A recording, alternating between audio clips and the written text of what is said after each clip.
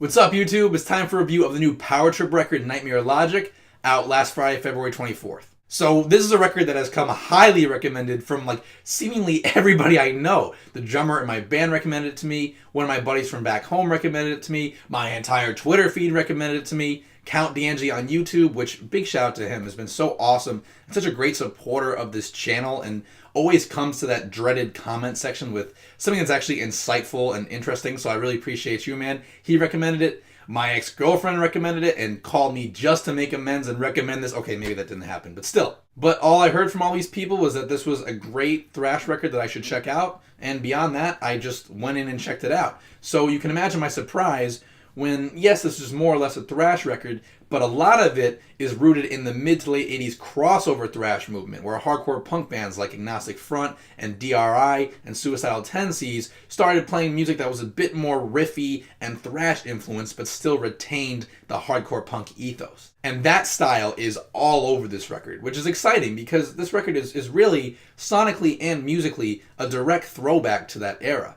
And the hardcore punk presence in particular is especially prominent on a song like Ruination, which in the middle section places emphasis on these racy, openly strummed power chords as opposed to the chunky, palm-muted fury of thrash metal. This middle section of Ruination actually immediately brought to mind one of my favorite Cro-Mag songs, which is World Peace, which is off the album The Age of Quarrel, which, not coincidentally, is a major landmark for this crossover thrash style. But yeah, I just really enjoyed hearing Power Trip give straight up thrash metal a bit of a back seat for a minute on this song because, let's face it, throwback thrash has been done a lot in the past decade, whether it's Warbringer or Lazarus AD or Evil, but hearing music, at least for me, it has been very rare for me to hear music that's a direct offspring of the crossover scene, so it's just exciting for me. And a song like If Not Us Then Who also has some firmly planted hardcore roots, not only in those awesome gang vocals in the chorus, but also just in the general lyrical direction, which has more to do with interpersonal themes of struggle and facing hardships as opposed to just the violent fantasies of bands like Slayer and Exodus. But of course there are tons of thrilling, thrashy moments all over this album, and I'd still categorize a lot of this music just as thrash metal. You have Firing Squad, which is aptly named. Speed-wise, it's the most blistering cut on this album until you arrive at the bridge section, which breaks things down to half tempo for a catchy Kill 'Em All era Metallica riff. My favorite song might be Waiting Around to Die, which just makes you want to dive headfirst into a fucking mosh pit. The riffs are so lively and so snappy, and the rhythms are so relentless, and the vocals are oddly catchy too. Which, in general, I have to praise frontman Riley Gale for his throaty screams throughout this entire record. He is oftentimes what makes these songs great. He walks a line between metal and hardcore in a way that so few, if any, vocalists can do. Like, even when I listen to a guy like Jamie Joseph from Hatebreed, I'm still thinking, okay, that's more or less a hardcore vocalist just singing over metal-ish songs. But with Gale, you can make an argument either way. Like, sometimes I'm hearing a little bit more of like a Paul Bailoff or a Zetro, both from Exodus, but sometimes I'm hearing just like a harsher version of How I Laugh Tomorrow era Mike Muir from Suicidal Tendencies, so it kind of goes both ways. Another highlight is Swing of the Axe, which is the kind of song that would just annihilate in a live environment. It must. It's the hookiest song on the album, and I love how the band have enough confidence to just ride out that one sliding riff for basically the whole song. Like, in a lot of cases, bands either get ADD and need to switch up riffs, or they just don't have enough confidence that one or two riffs can really carry a song. But in this case, the riff is strong enough and catchy enough, and I love how they just have the self-assurance to ride it out and repeat it. Unfortunately, though, I gotta knock some stuff on this album, at least coming from perspective of personal taste. The lead guitars, I cannot stand these guitar solos. And to be fair, that's a gripe that I have with a lot of thrash metal from the 80s and current thrash, but it's especially bothersome here. I can deal with the guitar solo on Soul Sacrifice, which is basically just like a Slayer-style solo with tons of reverb on the guitars and dive bombs and squeals and shredding with seemingly random notes. I can manage that. But the solos on Waiting Around to Die and the title track,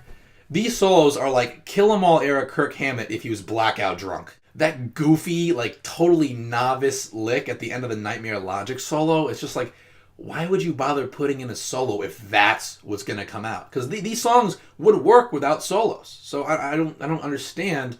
Just leave them out. Just leave them out. Just leave them out. Obviously, it drove me kind of fucking nuts. Like every time a solo came in, my enjoyment of the song went down. And maybe it's just like a guitar player thing. You know, I don't know. You guys would have to tell me, people who aren't musicians, if that bothers you. Because I know a lot of Slayer fans, when I complain about the way Slayer play their solos, no one gives a shit. But on this album, it bothers me. The only solo I like is probably the chaotic one on Crucifixation. That works within context. And my other issue on this album is just there's a bunch of sections that just drag for me musically, with just some dry, uninteresting riffage that puts me to sleep. And instead of just saying that and leaving you guys to kind of figure out what I mean, I'm going to point out 3 specific time intervals that bored me. And then you can just listen and determine for yourself whether you agree or disagree with me.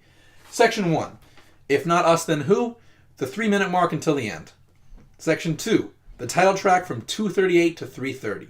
Section 3, Crucifixation from 1:55 to 2:30. So listen to those 3 sections and see if they bore you as much as they bored me. Unfortunately, these sections, since it's only a 32-minute album, they do take away from my enjoyment of the album as a whole because every second counts. But I gotta say, this record is yet another testament, pun intended, to why you can't fucking review a record after 2 or 3 listens. I can't stand these reviewers on YouTube who do that, because the first few go-rounds I had with this record, I didn't really like it. I thought it was too derivative, too meat and potatoes, but the more I listened, the more I realized that I actually liked it for the reasons that initially turned me off. How retro it was, and how uncompromising it is in the sense that it sticks to its shtick. I will say, though, that I think there's a bit of a ceiling on music that's this one-dimensionally retro, especially because there's only a few select tracks that give me any reason to listen to this record over like a Cause for Alarm or a Bonded by a Blood. But those moments I talked about really do kick ass. And I think if you've seen my last Metallica review, you'd agree that Metallica could learn a few things from Power Trip about concise, tight song structures, because these songs are so to the point and so no nonsense, and that might be my favorite thing about the album. So yeah, I like this record a lot. I'm not as super hard on gung-ho about it as it seems like everybody else is, but a few of my favorite metal songs of the year so far are on here. And the other thing about Nightmare Logic is that it has me going back and listening to all my favorite crossover records, and it has me going back and listening to the ones that I have not heard yet, which Lord knows there's a lot of those. So it's been inspiring for me in that way too. Nightmare Logic, it's a 7 out of 10 for me. As always, thanks so much for watching. Be sure to subscribe,